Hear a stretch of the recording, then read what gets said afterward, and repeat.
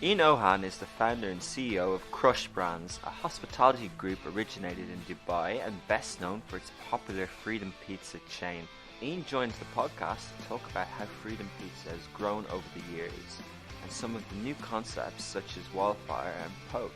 Future plans as well are discussed, for example the impact of technology in the food industry. Welcome to Dubai Works, a business podcast about the innovators, the products, the services and trending topics. Loving Dubai's take on the business stories that matter. My name is Richard Fitzgerald. I'm the founder of Augustus Media, publishers of Lovin Dubai, Lovin Saudi and Smashy TV. Each week we'll be interviewing the dynamic business leaders of Dubai. Good morning, Ian. Good morning. Welcome to Dubai Works Business Podcast. So Freedom Pizza is a really popular brand around Dubai that everyone knows and loves, and you're the founder of that. Can you tell us how you got there? So Freedom started, well, I've been in Dubai for 20 years, and I've been, my previous business sort of led to Freedom and gave me the freedom to set up my new business, which was, so my previous business we sold at the end of 2006, had to stay with them for 3 years. So when I finished with my tenure, I wanted to do something different. And at the time I wanted, my first daughter was born, so I wanted to do something healthier that was more meaningful. And the idea of a healthier fast food chain became very attractive to me. Amazing. So you've always been an entrepreneur? Not always been an entrepreneur. I think I was an entrepreneur at heart, but it took me a while to have the courage to do it. So it was just after, I was pretty much a career guy my whole life. So I worked for, KPMG, Arthur Andersen, all the big sort of firms, and, had this sort of proper career. But so consultancy across industry. Yeah, it was also, I was in hospitality and real estate, but and finance, but it was it was basically in consultancy and brokerage and things like that. So. Why pizza, and how did that start? Was it a food brand, but was it particularly pizza? So it wasn't particularly pizza. I like the idea, being in business previously, I like and I have a food and beverage background, but I like the idea, which was more in fine dining, but I like the idea of creating something that's very scalable. So the idea of combining food and beverage with scale, that business with scalability was very interesting to me, and fast food seemed like the right place to be. Just touching on that, many people, and we see lots of fast foods chain businesses out of the US, and there aren't as many that we might know as household names out of the Middle East, especially going back a decade or so. Do you think that that's a challenge for entrepreneurs here? Do you think what you were doing is a bit kind of going into the unknown and creating a fast food brand here? I don't think so, because Dubai is the crossroads of the world. So I think and we are largely a product. We're part of the DNA of this country. This is such an entrepreneurial country, so that spirit lives in us because this is such a dynamic economy. It's entrepreneurial. It's very pro-business. Today, I think Dubai is positioned as the crossroads of the world, and and it has great talent. It has a great entrepreneurial ecosystem, and it's a great place to start a business. Okay, so Crush is it's the future of our company, and it's something that we've just recently introduced because we now have 3 brands plus an IT company. We just launched Wildfire Poke. We opened the first one. The second one will open in August. What sort of concept is that? So Wildfire Poke is a healthier. It's actually called Wildfire Poke and More. Eventually we'll KFC it, and it'll just be Wildfire. But we wanted to emphasize the fact that it's more than just poke bowls.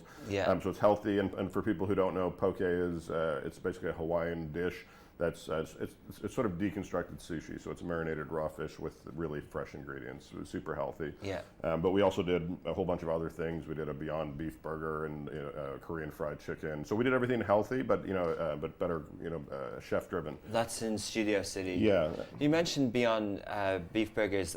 Is it actually the meat from Beyond? Yeah, and it's superb. I'm not a vegan or a vegetarian, but I tell you, it's superb. Really? I order it all the time. Yeah, it is absolutely superb. I've hired a bunch of new folks internationally, but we brought on a chef from Los Angeles, Chef Justin Snyder, and we're working on, so we just launched Wildflower. To put it in context, I met him 10 months ago in California, and within 10 months we developed this brand, which will have 4 stores open by the end of this year. And you touched on the technology side and the delivery platform. So can you explain that a bit more? On one side, we have our tech platform, which consumers see as an online ordering platform. So today, over 55% of our orders are coming in through our own proprietary platform. I have a company in Hungary, based in Hungary, in Budapest, that develops, and all they do is develop for us. So we've got a team of full-time developers. And so what consumers see is the web online ordering and all that, but it's also very powerful for us on the back end. And we have years of development and improvement. So that's just an ongoing project, and it serves all of the brands. So all of our brands are on that platform. As opposed to being on other delivery platforms. On delivery and so people, if they want to order from us, they have to order direct. Yeah. But they'll eventually be able to order from all of our brands with a common checkout and a common registration. So that's where we're heading with this. Now, you might like Wildflower Poke, your children might like Freedom Pizza, but you'll be able to, and the brands will stand alone because we want them to have their own identities. They're all going to be chef driven, be focused on sustainability and all the things that we care about as a company, but super fast delivery and convenience. And we have a team on the other side of 200 professional delivery drivers that are just ours, that do our, that we've now called Powered by Freedom, this platform. And by the end of this year, we'll have over 300 drivers on the road. We were in the delivery business. I was very fortunate, so I can't say that I was so visionary that I saw it coming, but I did see the technology side. So setting up our own tech, I saw, because I saw that as critical to the success of our business, as just as what we were doing previously. But today, I think real estate is less important. And the cost of, so real estate is actually the problem. Most businesses are based on larger real estate footprints. For me, it's all about revenue per square foot. I need to meet my customers where they are, and the more I can do that, the more universal I can be to fit into their lives, the more successful I'll be. And technology is the bridge for that. Freedom is the one that's ready to franchise, and we're doing that now. We're in discussions with some people that we really like and to open up in Saudi Arabia and other parts of the Gulf. Yeah. But where we're really going as well, in addition to that, is the UK.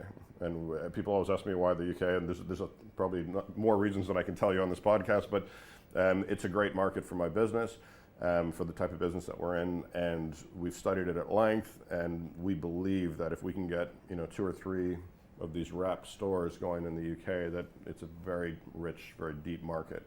What we found is that we are sort of midway at the moment, and so people don't know what to make of us because they look at us as a food and beverage. They want to value us as a food and beverage company, but they want all the tech and they're looking at us because of all that too, but they don't want to pay for it. So if I just went to somebody and said, I've got this tech and this platform and I can do delivery, the valuation would be nonsensical, which most of the IPOs today are. Yeah. I'll leave Beyond Meat out of it because I believe in that one. But the Ubers and the Lyfts, that have no path to profitability that anybody can see, are valued at 80, 40, but it's just ridiculous valuation. So we haven't bridged that gap yet. So I believe that when we demonstrate it, that's when we'll bridge the gap. Because once we, I call it wrapping the business by wrapping the tech, wrapping the brands. Do you think that the market, in this category, needs to meet halfway? And how do you get the kind of metrics to kind of convince people? Well, I think we're first of all, we're bootstrapping, so it's all my cash. And we have some smaller investors now that are starting to get involved because I think they're seeing what we're doing, but not at the corporate level. We have to, in my view, we have to demonstrate it because, and I believe that our model is sound. Of course I would, but I don't believe in Uber's model. I don't believe in Lyft's model. I don't believe in Deliveroo's model, unless they're unless they want to be acquired to go public and exit, which everybody seems to be interested in. I'm everything. I'm a tech company. I have operations. I have brands. I have marketing. I have, I have all of the, culinary. So I have everything. So I get to retain everything in that value chain. Now it's harder work and it takes longer to get there, and people don't really understand it yet. But that's my thesis. Is that's where the real value lies. And it's sort of, if you look at the scheme of things, I look at Tesla and I look at Uber. Right, so everybody's valuing. Everyone's, I don't know if I can swear, but everybody's pissing all over Uber. Yeah. Tesla right now. Tesla, yeah. And Uber is, they fumbled the IPO, but they still got $75-80 billion from the markets. And I just look at, if you look at Tesla, I kind of see it. We're not Tesla, but he owns his entire value chain. He solved for the value chain, whereas Uber actually have nothing. They've got something, but they've got one very extreme end of the, they focused on one extreme end of the value chain. And the question is, who's going to win? Who's going to get there in the end? So if you go down to DFC, there's 10 restaurants, and there's only 2 that are, always full. Yeah. It's because they're offering experience and value consistently. The others spent just as much money, if not more, but they're not succeeding. And the question is why? And the answer to me is that it's quality, and they're offering an experience that the others don't.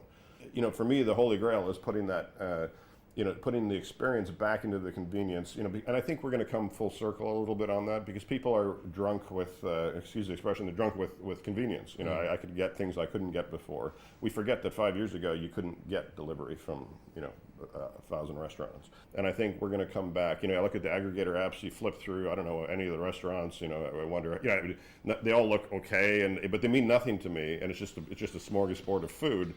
But most people don't order from 100 restaurants. They order from 1 or 2 or 3 restaurants, on a regular basis. So that choice and that convenience, I think, is going to distill back as it becomes more commoditized to experience and brand. Amazing. And, Fascinating space, and one that's constantly evolving. That's all we've got time for today. Thanks very much for coming on. Thank you. And glad to have you back on in future. Yeah, thank you very much. Thanks a lot.